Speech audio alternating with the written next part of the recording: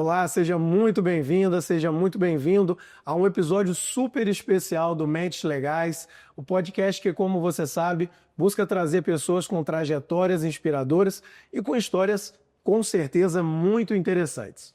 E dizem que no século XVII, Molière já afirmava: deveríamos olhar demoradamente para nós próprios antes de pensarmos em julgar os outros.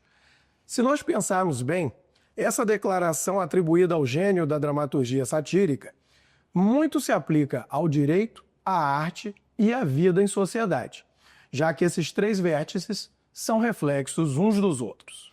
E o nosso convidado de hoje sabe muito bem trabalhar esses três elementos. Formado e com mestrado pela PUC-Rio, instituição na qual atua como professor de processo civil e de direitos autorais, ele é um advogado engajado na salvaguarda dos direitos humanos em causas cíveis. Afinal, ele é celebrado e reconhecido por advogar em casos de repercussão nacional em favor de artistas, produtoras de cinema e teatro, que é sua grande paixão. Também é ator, inclusive com DRT, trazendo para a vida jurídica um entusiasmo genuíno que ainda se traduz na defesa firme e coerente de direitos autorais, imateriais e entretenimento. Portanto, em sua atuação demonstra um profissional consciente da importância do seu papel na contribuição de uma sociedade mais equilibrada e evoluída. Seja muito bem-vindo ao Mentes Legais, Dr. Ricardo Breiter. Nossa, obrigado. Que apresentação generosa. Dá vontade de pegar essa apresentação e emoldurar. Saber, e olha que a gente ainda está reduzindo muito. Não, ok. Dado toda a sua folha de serviços prestados, tanto à arte quanto ao direito, né? E tem certeza que a gente vai ter aqui, né, Léo, um bate-papo muito produtivo, muito agradável sobre essas várias faces, né? Então, inicialmente, muito obrigado por ter aceito estar conosco aqui no Mentes Legais. Doutor Ricardo, eu já inicio, ou Ricardo, né? Ricardo. Né? Já inicio trazendo uma frase, né, Léo, que eu falo em todo podcast, em outra situação, mas que aqui agora ela se aplica de uma outra forma. Perfeitamente. Que a gente acredita piamente, eu falo isso em sala de aula, a gente conversa até com outros colegas, que todo advogado é um ator frustrado. E aqui, no caso, a gente já não tem essa situação se aplicando.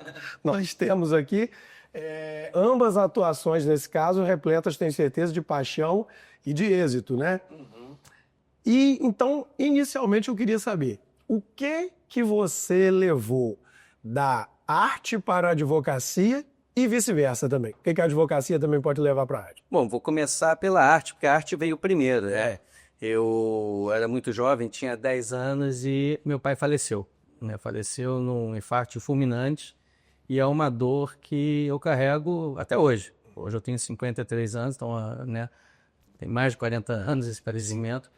E na época, a professora do colégio onde eu estudava falou para minha mãe, bota ele numa atividade lúdica, né? E a atividade que era muito forte no colégio, Colégio Andrius, né? O Miguel Falabella dava aula lá, e eu fui aluno do Henrique Dias, da Derica Moraes, do Felipe Martins, e naquela ocasião eu senti a potência do teatro, da arte, porque eu ficava com a minha dor da perda, assim, remoendo, triste, isolado, todo mundo tem pai menos eu, mas quando eu chegava em cima do palco e pelas 2 horas ali, né, durante as 2 horas de aula, eu era um rei que tinha um sapato furado, eu era um elefante que se apaixona por uma minhoca, ou seja, aquela brincadeira, aquele lúdico, fazia com que eu esquecesse completamente da minha dor. Vivendo várias outras vidas. Vivendo outras vidas, né? Sentindo outras emoções e esquecendo da angústia da perda. Além disso, o teatro ele é interessante porque é totalmente feito em equipe. Você precisa, né, do iluminador, do figurinista. Mesmo os monólogos você tem que ter. Não, tem toda uma equipe, né, do operador de som. E ali você aprende a trabalhar em grupo, né? O direito também. Né? O direito você vai ter uma série de pessoas no seu escritório e também vai atuar com uma série de outras pessoas no judiciário, nos cartórios, nas instituições, né? No Detran, no Registro Geral de Imóveis. E cada um tem a sua história, cada um tem a sua dor, cada um tem a sua angústia. E o teatro, ele né, faz você entender que o mundo não gira à sua volta, né? Que desde a Antígona, Édipo, né, que descobre que cometeu algo que vai contra o direito natural, né? Inclusive ele fura os olhos e no momento, né, de perplexidade quando descobre, né, que fez sexo com a mãe, né, traiu, matou o pai, ele vira e fala: ó trevas indescritíveis que me invadem, nuvem que não consigo dissipar, ai de mim, essa dor que me fere a alma. Ou seja, não feria os olhos, é a alma, né? Então eu acho que a arte humaniza, né? E a gente compreende melhor o cliente que vem te pedir, te consultar, a gente entende melhor uma reação, às vezes, atravessada num cartório, num departamento. Que não é algo tão incomum, não. E até mesmo as pessoas que trabalham com a gente, né? O estagiário, a secretária. Então, eu acho que o teatro ele tem essa função. O teatro, não só o teatro, mas a arte toda. A dança, o cinema. A gente está agora, né, muito feliz com a conquista, né, do nosso primeiro Oscar. Então, eu acho que, enfim, em uma síntese, a arte, ela humaniza e faz com que o artista ou o apreciador da arte aprenda a ver o outro, né? Se eu nunca tive contato, por exemplo, com alguém do candomblé, indo ao teatro e vendo uma peça que trata desse tema, eu passo a compreender e aquilo não me é mais estranho. Se eu nunca tive contato com o universo LGBT, eu vou numa peça, eu vou numa exposição, eu vou num balé, eu vou assistir um filme e aquilo... Então, é uma boa porta de entrada para a gente conhecer o plural. E a vida é plural, o mundo é plural. Então, porque a gente critica a realidade do outro sem conhecer a realidade do outro, né? exatamente. É exatamente isso que você falou. Se você não tem um contato com uma outra religião que não é a sua, você vai criticar sem conhecer. E o operador do direito, de um modo geral, todos nós, cada um na sua atribuição, deveria sempre ter esse viés de enxergar. Enxergar o outro, de vir além do processo. Porque o papel, nem é mais papel, né, hoje, aceita tudo. Sim. Mas a gente tem que saber, né, buscar olhar através, né? E acabar com nossos preconceitos.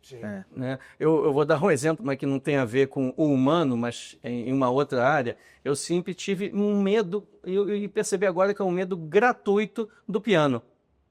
Pô, mas o piano eu tenho que tocar com duas mãos, mas eu não vou conseguir. Eu toquei piano na minha infância. Viu que bacana? Eu tinha muita vontade de voltar, porque fiz uma aula de musicalização, era muito novo, acho que eu tinha 12, 13 anos, e era uma coisa que ela me tirava da realidade. Não te acalmava? Exatamente. Então é isso que eu estou sentindo agora. Porque como eu tinha muito medo do piano, eu falei, vou levar o meu filho com 5 anos para começar a ter aula.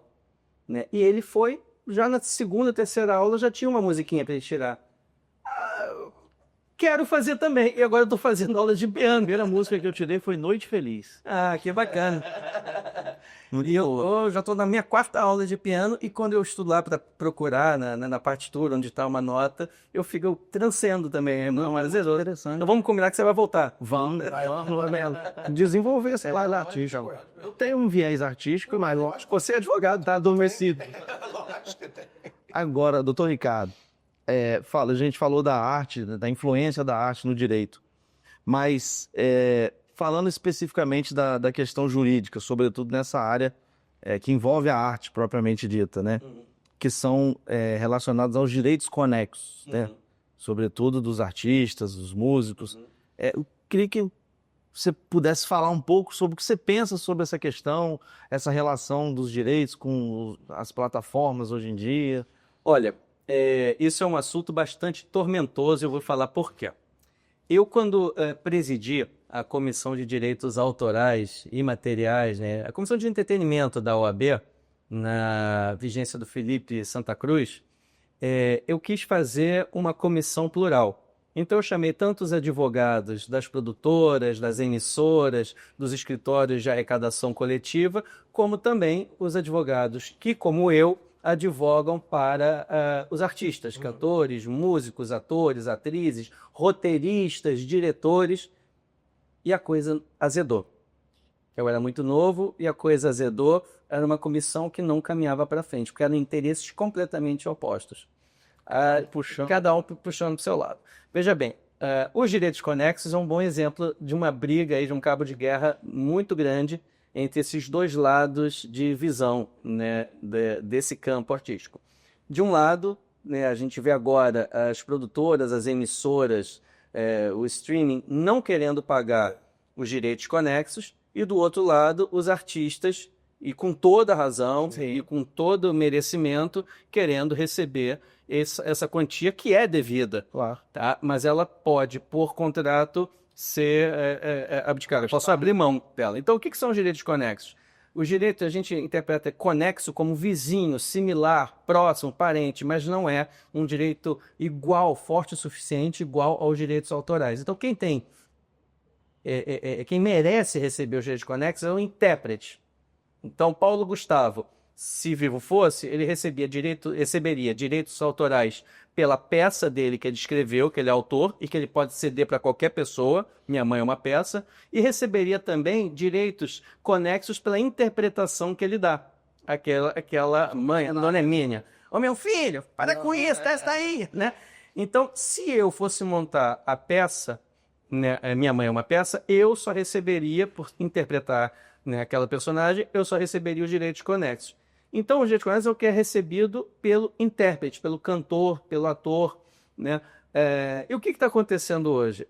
O ator, ele faz uma novela, faz um seriado, faz um filme, e pelo contrato é exigido que ele abra mão de receber os direitos conexos. Ou seja, se aquele filme, aquele seriado, aquela novela for revendido, reexibido, alterado de novela para seriado, de curta-metragem para longa-metragem, enfim, ele não recebe mais nada. Tudo que ele vai receber é aquele valor. Então, tem muita gente falando, agora, por exemplo, eu não sei se é verdade, ouvi dizer, eu posso estar enganado, mas agora, nesse exato momento em que a gente grava, né, esse podcast, muito bacana, e pessoal, segue aí, dá o like, curte, que eu assisti antes, né, e só tem gente boa sendo entrevistado, conversando com vocês. Nesse momento agora, em março de 2025, tem uma discussão referente à novela, acho que é Beleza Fatal, que está passando na Record. Do streaming. Que começou no streaming, na Max, e agora foi para Record. Então, veja bem, qual é a discussão? Para Band. Para Band, desculpa, foi para Band. Então, vamos lá. Corta e... Então, então, hoje a gente tem, a título de exemplo, né, uma novela que foi gravada por um streaming, né, pela internet, uma novela feita para a internet, e que agora ela foi vendida para a Bandeirantes. Será, eu não sei, né, que os atores, diretores, técnicos vão receber os direitos conexos pela exibição dessa novela, né, agora na Bandeirantes, né? E um outro ponto também. Suponhamos que exista um contrato que dê, olha, eu vou te pagar assim direitos conexos. Toda vez que a novela que você fez, o filme que você fez, a minissérie que você fez for exibida, você vai receber um percentual do valor da venda. Ok, lá pelas tantas, daqui a 2, 3 anos, eu sou ator e eu vi que foi vendida para o Japão, para a Itália, para o México, né? Aí eu mando uma mensagem lá para o jurídico, para quem seja lá da produtora, da emissora, e falo, olha, cadê os direitos conexos? Eu quero receber. Ah, sim, eu vou depositar R$500 na sua conta. Ué, mas por que R$500? Ué, porque é esse o percentual que incide sobre a venda. Mas quanto foi a venda? Por quanto vocês venderam? Ah, essa é uma informação que eu não posso falar, que é um sigilo do negócio. E isso é um absurdo. Isso é uma aberração jurídica, porque esse segredo do negócio não vale para quem faz parte do negócio. Faz parte para terceiros. Ele é um sigilo para mim, para você que não está lá. Mas se eu dependo de uma informação para alcançar o valor que me é devido, é óbvio que aquela informação, para mim, não é sigilosa. E aí os artistas têm que entrar na justiça para que se abra, né, essas informações a fórceps. De fato, isso realmente beira o absurdo, porque muito além da questão jurídica que incide sobre a questão contratual de quem faz parte do negócio, até do ponto de vista social, realmente, a gente tem que ter em mente que o ator, né, no caso de uma novela, os atores, as atrizes, são os combatentes, digamos assim, da linha de frente. Porque o espectador não está consumindo a empresa. Ele está consumindo o artista, que é o que ele está vendo. Então, obviamente, o lucro, seja lá qual for o que vier a ser oferido, está passando também por quem o público vai estar se conectando e está assistindo, né? Não, é claro, e também tem um outro ponto. Se a novela, o filme, a minissérie está sendo vendida, é porque o trabalho dos artistas foi muito bom. Exato. Né? E se foi bom, merece ser remunerado. Agora, a gente pode fazer uma analogia com outro campo das artes, onde isso está previsto, né? Que é o direito de sequência que o pintor, o escultor tem, né? Droit de suite. É o direito que o artista tem, artista plástico tem, de receber um percentual toda vez que a sua obra for vendida e revendida e revendida. Há, sim, uma grande dificuldade, porque depois que eu vendo um quadro, eu não sei quando esse quadro vai ser revendido de novo. Você acompanhar essa sequência. Não tem como, não existe no Brasil um registro geral de obra de arte. Igual de imóvel que vai anotando aí a... Exatamente, mas tem, por exemplo, quando há leilões, aí o artista sabe que, olha, a minha peça, a minha obra de arte, a minha pintura, a minha escultura, né, ela está sendo vendida ali naquele leilão e o leiloeiro ele tem que reservar um valor que seria, entre aspas, os direitos conexos, né, do artista plástico. Então, é evidente, se usou o trabalho, você tem que remunerar. Não, sem limite. Eu tinha um artigo que eu li, assim, lógico que eu não sou especialista nessa área de direitos autorais, mas eu vi uma construção muito interessante de um jurista que eu não me recordo o nome agora, que ele estava categorizando esse direito conexo como um direito indisponível, né? Que seria relacionado à imagem da própria pessoa e que por essa razão esses contratos onde os artistas cedem esse direito, ele seria nulo, né? Mas eu não sei até que ponto isso teria... É uma tese fantástica, e é uma tese a qual eu me filio. Só que ainda não foi pacificado no tribunal. Exatamente. Né? Isso aí é uma discussão. Né? Então está sendo um direito que hoje, meu entendimento é o seguinte: quer trabalhar na minha novela, quer trabalhar no meu filme, quer trabalhar na minha minissérie? Então esse é o contrato, você vai abrir mão dos direitos conexos e mais, a gente está falando aqui de direitos conexos, mas tem também a parte em que você renuncia o direito de receber qualquer você, né? O artista renuncia.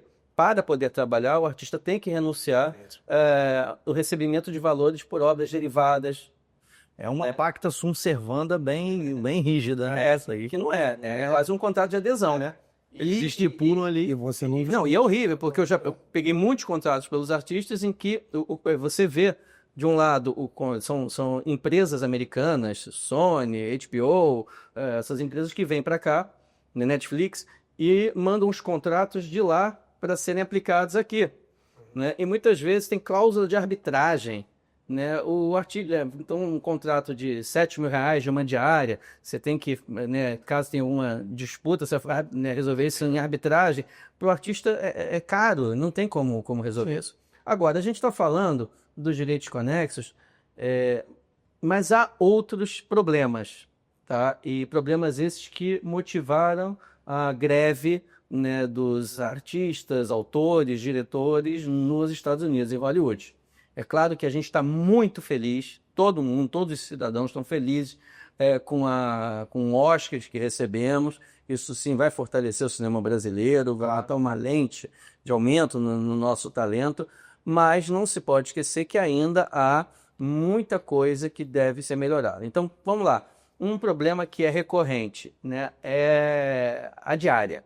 A diária, né, é de 12 horas. É muito tempo. As pessoas ficam extenuadas, exaustas, né, e a semana inteira com um dia de descanso. Esse é um problema.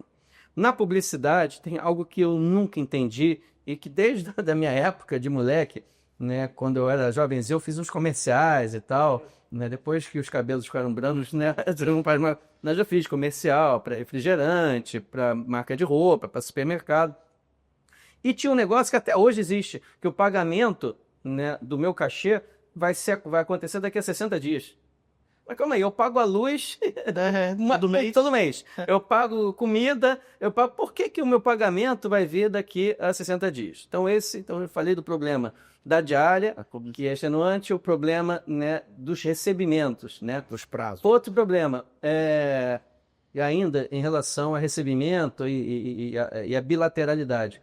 Eu sou contratado, eu sou contratado por diária.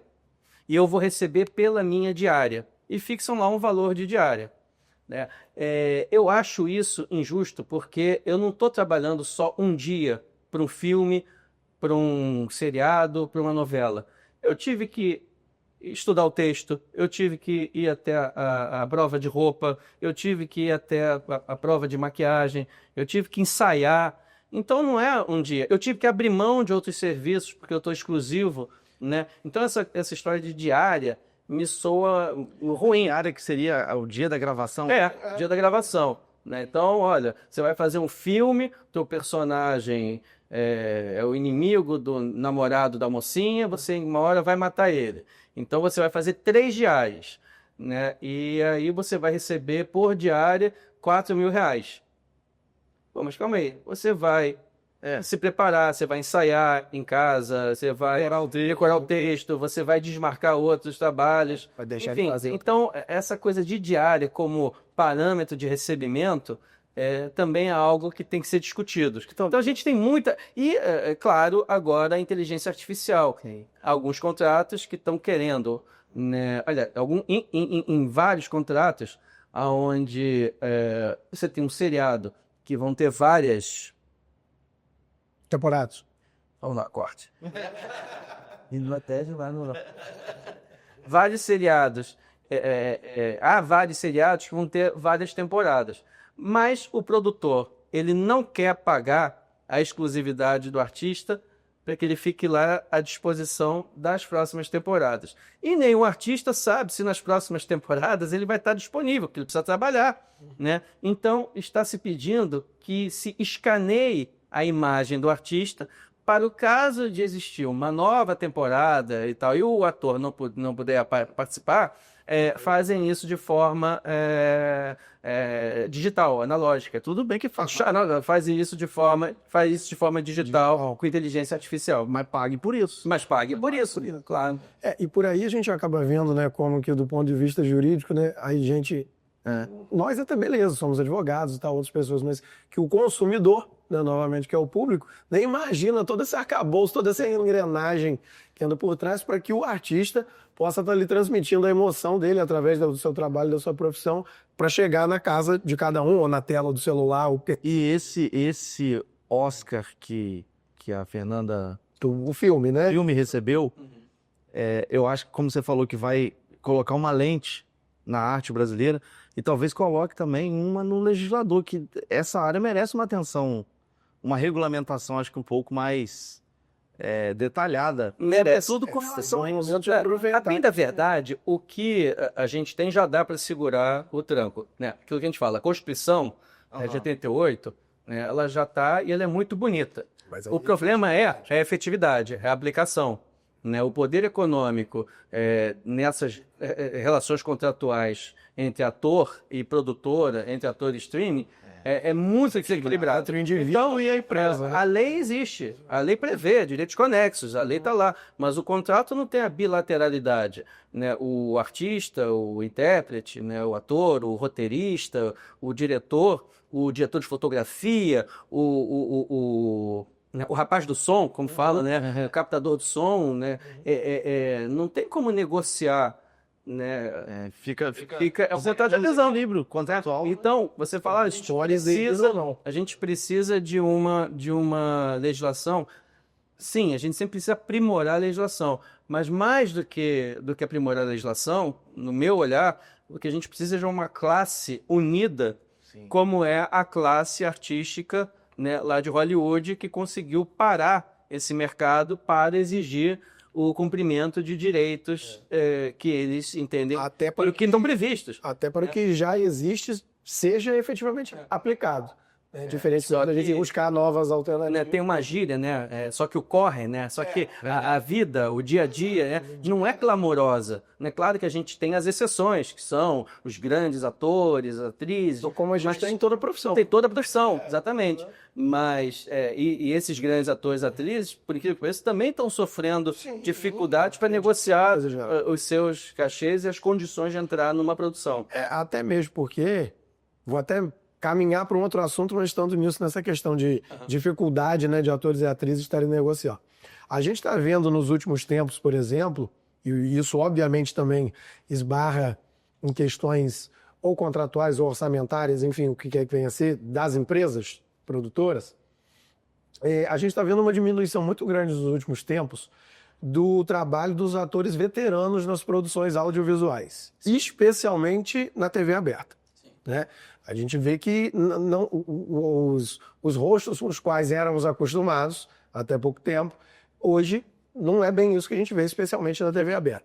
Já por outro lado, no teatro, a gente vem vendo esses atores veteranos em plena atividade e atraindo muito público. Sim. Você vê a Fernanda Montenegro com 95 anos fazendo a leitura de Simone de Beauvoir lá em São Paulo, né? Que foi até pro Guinness, né? Como o maior público, né?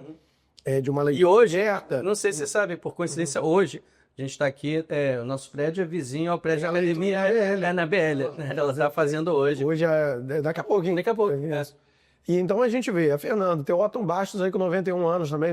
Você sabe que meu hobby é fotografia, né? Aliás, eu tenho vários hobbies, né? E as fotos de divulgação do Otton Bastos fui eu que fiz. Aí, bacana. Né? Eu já vi essa peça umas 3 ou 4 vezes.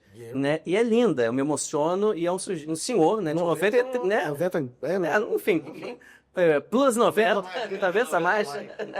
E aí tá lá, sim, então tô Aí você vê no teatro, né?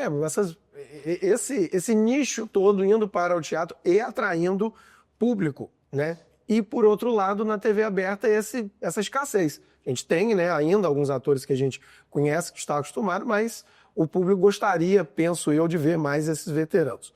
Então, na sua visão de ator e de advogado, onde é que a TV pode estar perdendo a mão nesse sentido? Olha, eu vejo isso com muita tristeza, até porque os valores se inverteram completamente. Me parece que as escalações estão sendo feitas com base na quantidade de seguidores que o artista tem.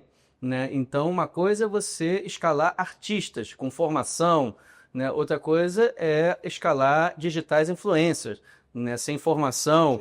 Né? Então, isso é triste, isso perde. Né? Agora, ainda tem muitos artistas há muitos artistas, inclusive, que são avessos à rede social. Né? Não é porque é artista que a pessoa é extrovertida.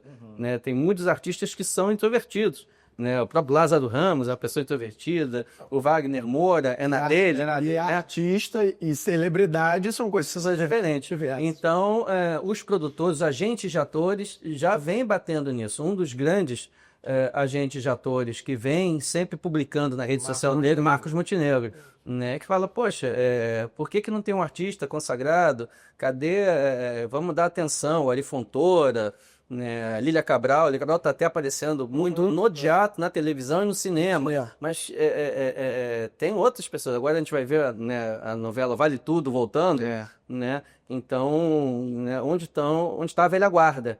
Né? E a velha guarda tem que ter todo o carinho, porque eles deixaram a história pra gente, eles criaram a estrada, eles abriram, né, as fronteiras. E cimentaram muitos tijolos das empresas, né? Agora, outro dia eu fiquei assim, muito, muito chocado, triste, eu confesso, e não estou fazendo aqui demagogia, eu fico, né, eu virei para um grupo de jovens, 17, 19, 21, pô, a gente estava falando sobre cinema. Né? Eu falei, pô, vocês já viram o filme A Vida é Bela? Não. O ganhador do Oscar. Vocês já viram Cinema Paradiso? Não. Aí eu tentei ir por um outro, né? Pequena Miss Sunshine, né? Para tentar. Então, eu acho que está havendo um movimento também de formação de plateia. Né? Também para o cinema, para o teatro, sem dúvida, né? As pessoas acham chato o teatro, né? Já vão cuidar, não é muito chato, só vou se for stand-up, só fosse uma comédia e tal, mas Por exemplo, tem agora, que acabou essa de cartaz agora, o espetáculo do Tom Jobim foi uma das produções mais bonitas, saiu de cartaz agora, ele está fazendo excursão, né? É difícil, você tá quase 30 atores, né? Mas está tendo uma dificuldade já na base, né? Na formação de espectadores. O mundo está muito interessado em se especializar, em virar técnico em processo civil, técnico em direito de família, técnico, né, e está esquecendo um outro lado, que é o lado da subjetividade. Né? E eu aprendi, né, de um filósofo que me ensinou, Antônio Mecha, né, o Mechinha, ele é citado no livro dos Carbonários, saudoso Antônio Mecha, era um professor de sociologia, filosofia, e na época que eu estava em dúvida, né, se eu seguia teatro, jornalismo, direito, o Mechinha falava, Ricardo, esquece, Ricardinho, ele falava, Ricardinho, esquece isso, vai enriquecer sua subjetividade. Porque esse tecnicismo, acho que ele é ruim. Mas, deixa eu falar essa boa. Ricardinho, vai enriquecer a sua subjetividade. Mas o que é subjetividade? Ai, que coisa mais imbecil. Subjetividade, Ricardinho, é aquilo que fica depois que tudo vai embora, depois que o câncer te ataca, que seus pais morreram, que você levou um pé na bunda. É a sua riqueza interior, são os filmes que você viu, as viagens que você fez, as amizades. Isso é subjetividade. E eu acho que o mundo está muito superficial, né? Tá, de fato. É porque as pessoas estão muito apegadas àquela... a imagem que você passa para outra pessoa, mas não é aquilo que efetivamente você absorveu. Se você vê, as pessoas estão pegadas ao Instagram. Exato. Passar uma gira que às vezes o grande problema é que essa questão da técnica, muitas vezes a pessoa também só quer passar essa técnica sem nem tê-la, de fato. É verdade. Sim. Coisa quer se vender como técnico, pois já se... Não, volta e meia, eu tô lá no Instagram, né, me perdendo, coisa que eu gostaria muito de desgrudar do Instagram, que não só traz infelicidade, né, ele mexe com a vaidade, ele mexe com o me mexe com a inveja, mexe com não sei o quê, ninguém tá triste no Instagram, então é muito ruim o Instagram. Mas eu tô meio tipo o Celton Mello, só porque eu vejo meme. É porque as pessoas ali, é todo mundo rico, feliz, relacionamento tá tudo certo, ninguém tem problema na família, e aí a gente fica vendo aqui, acha que aquilo ali, a nossa realidade tá errada. Não, a vida não é, a vida é dura. Exato. Né? Eu me lembro aqui o Dr. Cândido, né, o nosso líder aqui no escritório, né, quando eu me queixava do direito várias vezes, que estava demorando, que o cliente estava me cobrando, que a decisão não vinha, aí ele, para de se queixar, né? O direito é para quem tem nervos de aço. Não. E eu acho que eu não tenho nervo de aço, né? Eu tenho nervo que chora, nervo que fica angustiado, nervo que fica deprimido, nervo que um dia acorda e não quer vir para o trabalho, e nervo que quer, né? Nervos humanos. Nervos humanos. E no Instagram ninguém é humano. Todo mundo é super-homem, super-mulher. Tá todo mundo bem no Instagram. Não, todo mundo já está pronto para ser recrutado por agência de publicidade para comercial de margarina. Mas isso que você estava falando é muito interessante, porque volta e meia você tá no Instagram, aparece publicidade paga de pessoas que ainda não têm nem 30 anos, 25 anos, tem nada, mas já estão vendendo. São os Vem aprender comigo como ganhar dinheiro. Vem aprender comigo como ter inteligência emocional. Vem aprender comigo como se faz dinheiro na bolsa de valores. Mas, cara, você já fez dinheiro, você tem inteligência emocional para isso. Você já leu tudo que tinha que ler. Não, isso às vezes também a gente fica vendo, pegando um gancho dessa questão de meme, de essa imagem que as pessoas passam, né? E hoje a gente está vendo muito crescimento de crimes digitais, né? Sim, com o advento da inteligência artificial. Com o advento da inteligência artificial. E a gente não vê, assim, pelo menos até o presente momento, uma regulação firme desse campo da rede social para punir esse tipo de crime, né? Manipulação de imagem, de fato, até de fala, já, a inteligência artificial.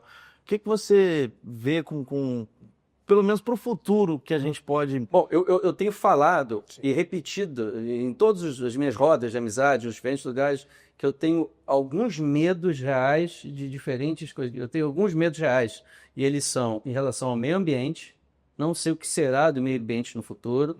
Eu tenho muito medo da inteligência artificial, da utilização que vão fazer da inteligência artificial, né? Atualmente eu estou muito impactado, né, com o exagero de joguinhos, né, de aposta. Isso aí, num país que as pessoas se viciam, que está precisando de dinheiro e tal, devia ser proibido. Olha, a gente tentou, viu que não está dando, porque tem muita gente que não está sabendo brincar com isso, vamos retirar isso. né? Então, mas focado na inteligência artificial, ela pode ser usada para o bem, Sim. pode ser usada para o mal. Ela veio muito rápido por conta o avanço digital veio muito rápido por conta da Covid. A Covid fez a gente acelerar muito o processo digital, o relacionamento digital, e me parece que a gente não andou na mesma velocidade com conhecimento de como operar esse digital, e o legislador sempre atrasado, né? O positivista tinha a pretensão de que o legislador conseguiria antever todos os fatos e atos sociais e já fazer as regras para o dia que o fato ou o ato acontecesse, já tivesse lei. Só que essa pretensão, caiu, né? A gente tem ainda que regular muita coisa que começa na sociedade e que depois vai virar lei. Então, a gente tem hoje questões do uso de canabidiol para tratamentos. Então, ainda tem a bancada evangélica, sim, que não deixa, mas ela não consegue entender que ninguém está fumando maconha, está usando ali a substância para tratar de epilepsia, dores e tal. Então, hoje a gente tem. Aí liberam, né, essas coisas, né, que fazem mal, como o jogo do tigrinho, isso e aquilo. E é muito pior do que o cara joga. É um contrassenso. A gente vê isso nessa lentidão, essa paralisia do legislador por conta de questões de fé, de religião, de ideologia, e a Constituição é clara, né? Quando você é eleito, você pode ser eleito com a votação de uma minoria, de uma bancada, mas lá dentro você tem que legislar para todo mundo, cara.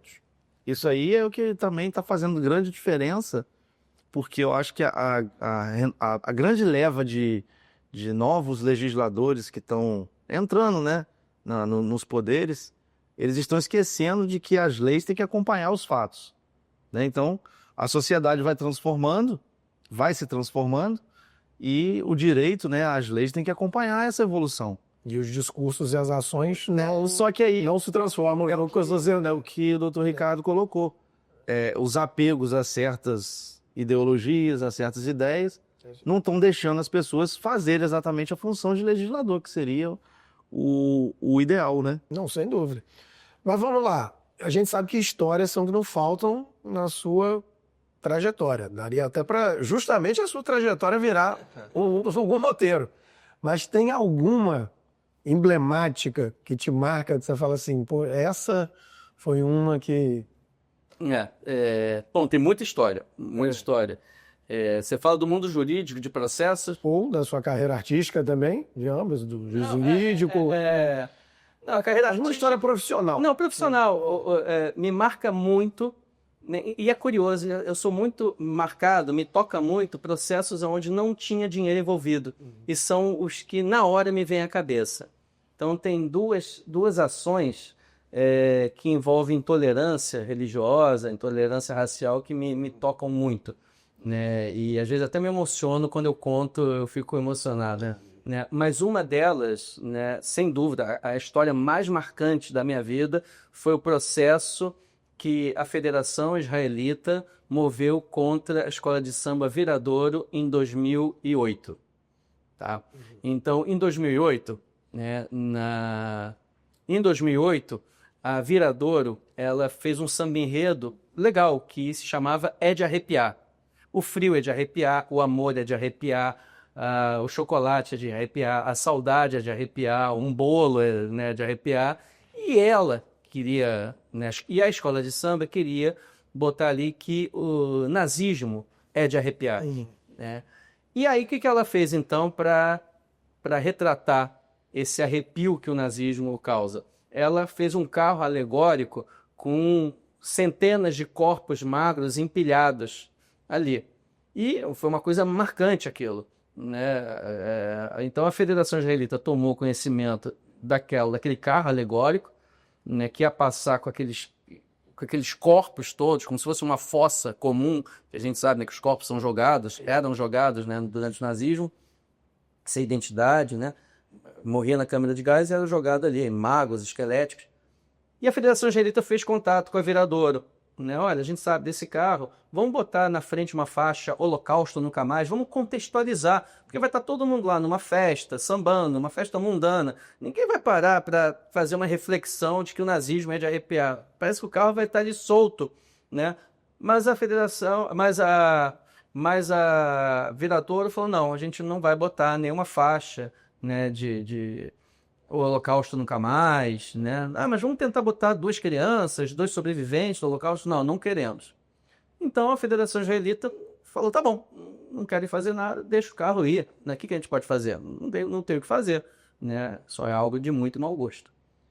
Bom, na quarta-feira anterior, né, aos desfiles, né, lá no site da Liesa, onde é colocado todos os destaques das escolas de samba, quem é o porta-bandeira, quem é o cantor, quem está na bateria e tal, veio, né, foi revelado, né, então na quarta-feira foi revelado que em cima desse carro do Holocausto viria um folião vivo, né, um sujeito sambando fantasiado de Hitler, em cima dos corpos, né, das vítimas do Holocausto. E não foram só judeus as vítimas do Holocausto, né? Isso aí, sabe, imigrantes, gays, negros, ciganos, ele atropelou todo mundo, né?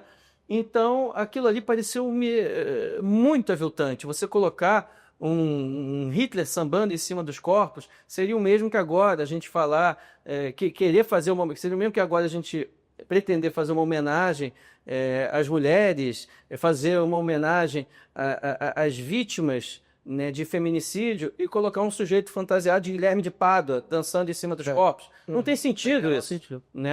Então, eu fui naquela noite, a pedido da Federação Israelita, ao juiz de plantão, inclusive eu me lembro da manchete, se chamava Apoteose do Mau Gosto, né? Porque se passa na apoteose, na apoteose do mau gosto. E falei, olha, uma festa mundana, havia o Hitler sambando, né, ainda há vários grupos neonazistas, e as pessoas vão estar rindo, ninguém vai estar fazendo uma reflexão. É claro que se fosse dentro de um cinema, num teatro, seria uma outra hipótese, mas aquilo ali transmitido para o mundo inteiro, no meio do carnaval, né, e fui então, né, às 2 da manhã, depois que eu terminei de fazer a petição para excluir, pedindo a retirada daquele carro alegórico, ou pelo menos bicho alternativo, né, do Hitler, né, fiquei lá sentadinho e de repente a promotora que estava naquela noite no plantão judicial me chama. E aquele encontro, eu fico arrepiado, me emociona, né? Aquele encontro foi uma gongada na minha cabeça, foi assim eu fico arrepiado, fico muito emocionado. Ela me chamou, falou, doutor, eu estou em dúvida se vou dar o parecer favorável à retirada do Hitler e do carro do Holocausto. Eu acho isso de tremendo mau gosto, acho isso horrível, acho que a escola de samba vai perder, vai ser criticada, vão acabar com ela. Mas tem uma coisa, doutor, o senhor olha para mim e o senhor vê, eu sou uma mulher negra. E eu passei a vida inteira vendo negro na avenida como escravo, chicoteado, tal. Por que eu vou tirar o Hitler da avenida? Eu não concordo com o Hitler da avenida, mas é a liberdade de expressão, a história. Minha cabeça explodiu. Minha cabeça explodiu. E aí eu falei, mas doutora, eu advogo, na advogaria para a senhora, eu sinto a sua dor, eu vejo, sim, por que nenhuma associação de defesa do negro adotou uma medida, porque, né? Eu acho realmente, por que tem que ser retratado dessa maneira? Mas, doutor, é história, como é que eu faço? Mas acabou que a juíza levou em consideração o seguinte, a lei federal, que proíbe a publicidade de símbolos nazistas. Naquela noite, então, onde eu fiquei realmente baratinado com aquela situação vivida com a promotora, veio a decisão e sim, foi determinado que se retirasse de circulação, foi determinado que não tivesse o desfile com o carro do Holocausto e o folião fantasiado de Hitler. Isso mexe muito comigo, né? E um outro caso semelhante, né, foi um outro em que amanheceu, né, acho que foi em 2017, amanheceu na semana do Em 2017, na Semana do Zumbi dos Palmares, em que é comemorado, apareceu pichado com uma suástica, ali do lado do Sambódromo, no Monumento do Zumbi, né, amanheceu pichado com uma suástica. E aí todo mundo, poxa, se for no Monumento do Zumbi, uma suástica logo ali, algum grupo nazista, o que será que está acontecendo e tal, papá. E na hora que me ligaram, né, para tomar alguma medida, para ajudar, eu liguei para o presidente da Comissão de Igualdade Racial da OAB. Eu falei, cara, você é um homem negro, né, eu sou judeu, e a gente tem que dar as mãos e ir junto lá na delegacia. E assim foi. Fomos lá, fizemos um boletim de ocorrência e, assim, em 24 horas acharam os grafiteiros, pichadores, né, da suástica. Né? Ali tem câmeras, dá para ver. E, para muita tristeza, né, nossa, né, os rapazes eram 2 rapazes negros que tinham colocado ali a suástica, né, no monumento dos Zumbi dos Palmares. Mas o que mais impactou a gente, pelo menos a mim, é que todo mundo queria sangue, bota na cadeia, pô, tem que prender, é nazista e tal. Mas eu vi, junto com meu colega advogado, que aqueles rapazes não tinham a menor ideia do que era a suástica. E pior, não tinham a menor ideia de quem é Zumbi dos Palmares. Não é uma coisa Eles não sabiam quem era. Né? E eu vi isso. Eles não pertenciam a nenhum grupo, a ninguém. Né? Então, eu segurei, falei, calma aí, sociedade, hold your horses, né? Segurem seus cavalos. Né? Não vamos, né? Vamos tentar uma medida que não seja nazismo, que não seja racismo. Né? Vamos, então, enquadrar eles como no patrimônio público. E acabou que eu defendi os meninos. Né? Eu defendi e lutei para que eles tivessem uma pena educativa. Tá vendo? E por causa do teatro que me deu isso, para entender e enxergar o outro. Exatamente. Né? Porque eu cheguei lá sem paz, sem ninguém para me proteger, sem nada, e eles estavam ali sem ninguém para proteger, fazendo uma... Você bem fez aquela... Claro, eu fiz uma, né? Então, isso é importante. Esse é um caso que me marca muito. Tem dinheiro envolvido? Não tem dinheiro envolvido. Nenhum dos dois tem dinheiro envolvido. Pura sensibilidade. É pura sensibilidade. E eu queria muito botar isso para outras pessoas, num filme, num livro, contar essas coisas. E tem muitas outras histórias. Só nessa já dão para assim, né? Do impacto, né? Como você falou, a importância. A gente estava conversando sobre isso essa semana, numa conversa informal mesmo, da importância especificamente do advogado no sistema jurídico, né? Especificamente. Porque nós, enquanto, né, advogados, a gente, em um momento, a gente pode estar defendendo um determinado direito, numa outra situação, estando por uma outra linha. Ou seja, a gente tem que estar inteirado do fator humano em todo tipo de caso. Porque às vezes você vai estar concordando com uma situação e em outra parecida você está atuando de uma outra forma. Só que isso não consegue se aplicar com efetividade se não tiver realmente esse olhar além dos códigos, além da legislação, né? O contexto realmente é aquilo que a gente falou, a gente lida com gente. Então, essa sensibilidade de olhar e ver que o que está aparecendo para a sociedade às vezes não é o que de fato aconteceu, só nós que somos advogados que temos essa nobre missão de carregar trazer, na verdade, à luz a verdadeira realidade que está acontecendo. É verdade. E isso aí que o Dr. Ricardo falou, essas 2 histórias, né? Eu ia até perguntar a ele se tinha alguma história marcante na advocacia, mas eu acho que essas 2 aí já marcaram. Agora, Ricardo, você tem algum ídolo na sua profissão, seja na advocacia, seja nas artes? Tem várias pessoas que eu admiro, né? É curioso, né? Porque, pelo menos comigo, foi assim, quem perde o pai muito cedo procura paz. Engraçada a palavra, né? Que parece paz com Z, né? E paz ao longo da vida, né? Mas, sem dúvida nenhuma, eu tenho 2 pessoas que me acolheram, me ensinaram, puxaram minha orelha, me botaram no trilho, me alertaram, me esclareceram. Uma delas é um professor da PUC, né? O professor Carlos Roberto Barbosa Moreira, que vem a ser filho do José Carlos Barbosa Moreira, né? E é um peso, porque o Carlos Roberto é filho do maior processualista de todos os tempos, talvez, da humanidade, né, e tal. E aí ele resolveu ser advogado e foi meu professor, né? E aí tem uma história muito interessante, porque ele foi meu professor logo no segundo semestre da PUC. E eu estava produzindo um espetáculo, né, de teatro que tinham me pedido, fazer produção, eu sempre fui bom ali, com número, com produção, Teatro Ipanema, e incrivelmente ele apareceu para assistir a estreia.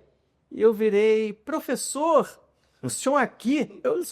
E ele com um jeito assim, ele é intelectual, muito obrigado, tal, mas eu não me recordo de você, qual o seu nome? Eu falei, meu nome é Ricardo Breitman, mas não tem como o senhor se recordar de mim, porque eu ainda não apareci para as aulas, porque eu estou terminando a produção aqui. Né? Pô, mas já tiveram 4 aulas, sim, eu peço desculpas e tal, até conversar com o senhor. E aí veio a primeira prova dele, a G1. Né? Elogio em boca própria, vitupério, né? Foi o único 10. E ele até fez a brincadeira, olha, façam que nem o Ricardo Breitman, não venham às minhas aulas, né?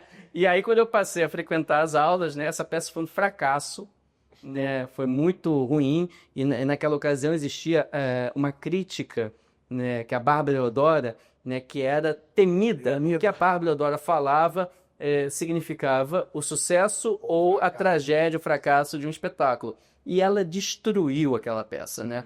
E aí eu me vi naquela situação, pô, eu já estou aí com meus 20 anos, o professor gostou que eu tirei 10, eu fui o único 10, né? Ele inclusive falou que estava aberto para um estágio, e aí quando eu falei, professor, olha, cancelei minhas atividades com o teatro, tal, quero me aprofundar na advocacia. O senhor tem uma vaga para mim? Tem. Vem aqui e eu aprendi tudo. Nossa. Eu aprendo ópera com ele, aprendo música clássica, aprendo só obra de arte, viagens. Ele é um ser humano, né, que, assim, eu tenho como um segundo irmão. Sim, vou falar pai, porque ele é 10 anos mais velho do que eu. E, é claro, né, o Cândido de Oliveira, né, bisneto, né, que é o dono, né, aqui do escritório. Eu conheci ele faleceu, tem aí 2 anos, né, e aqui é o escritório mais antigo do Brasil. Né, tem 135 anos. Foi o bisavô do Dr. Cândido, que me acolheu aqui, que montou aqui o escritório. É bacana porque o Centro Acadêmico Cândido de Oliveira, o CACO, é em homenagem, né, ao avô do Dr. Cândido. Nossa, é um privilégio para nós. Então, assim, e é um homem de caráter, foi presidente da OAB.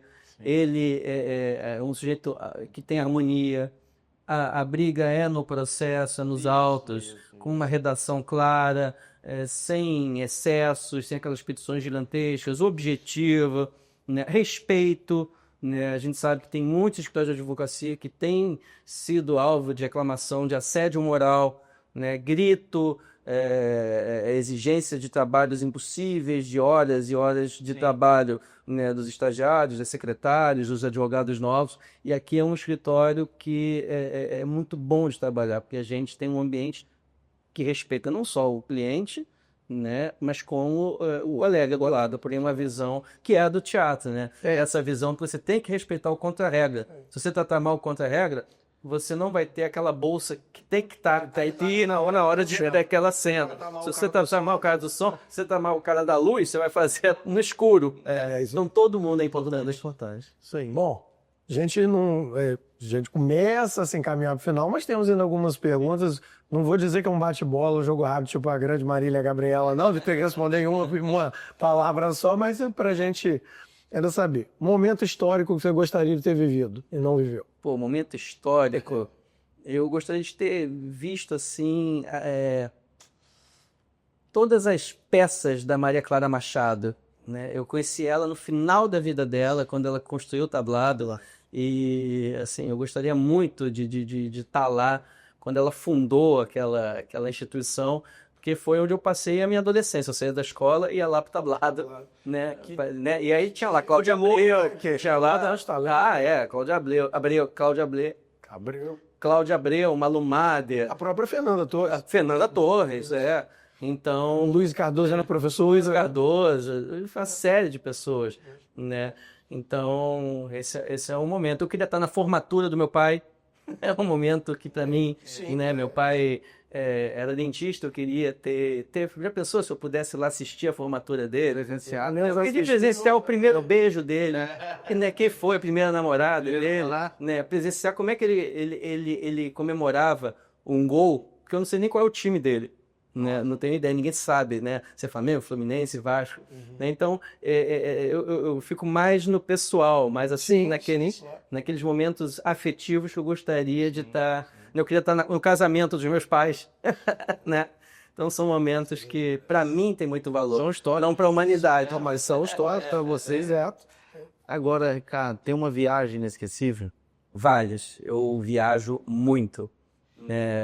A viagem para Israel, a primeira vez que eu fui, foi muito impactante. Impactante porque, como eu disse, o meu hobby é fotografia. E eu amo street photography, né? Foto de rua, situações, né? que são inusitadas. Não é só a arquitetura, mas é a característica, é a criança, são as crianças gêmeas que têm a mesma roupa, é o adulto Natural, que está com um cachorro, que está olhando ele beijar o casal, que está ele beijando, enfim, né? E Israel é interessante, não só para o judeu, mas é interessante porque ali é o centro das 3 religiões monoteístas. Então, foi incrível eu ir lá dentro da área, da parte que é árabe, eu ver a parte que é judaica, eu vou em todas as partes, olhar a parte, né, que é católica, isso foi fantástico. Outra viagem que me marcou muito foi Singapura, né? Como que um país que tem só 50 anos, 60 anos, está tão avançado, né? Parece uma coisa do futuro.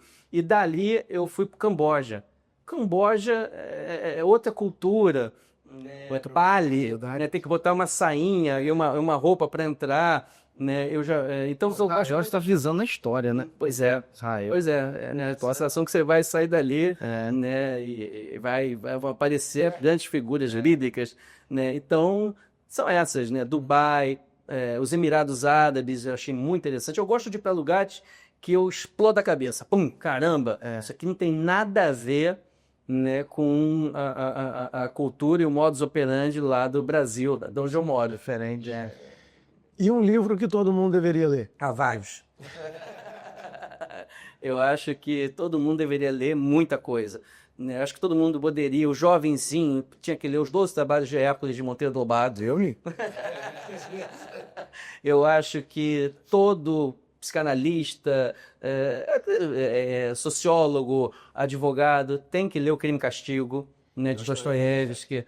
Né? Eu gosto muito de um livro pequenininho chamado Sonata Kreutzer, de Tolstói, né, que é a história de um homem num vagão que ele vai contando pro cara do lado.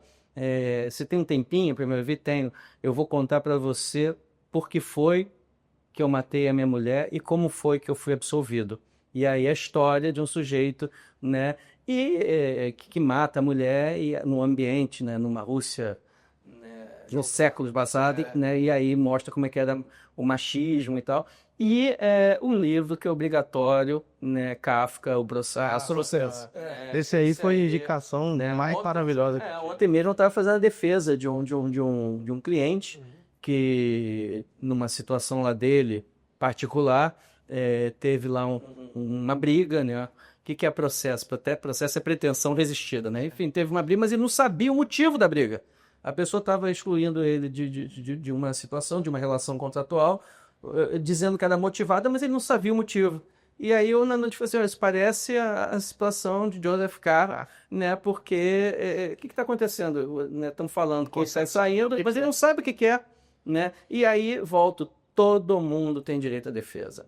Né? Até o pior dos canalhas tal, tem direito de apresentar uma defesa e de conhecer o motivo pelo qual está sendo acusado.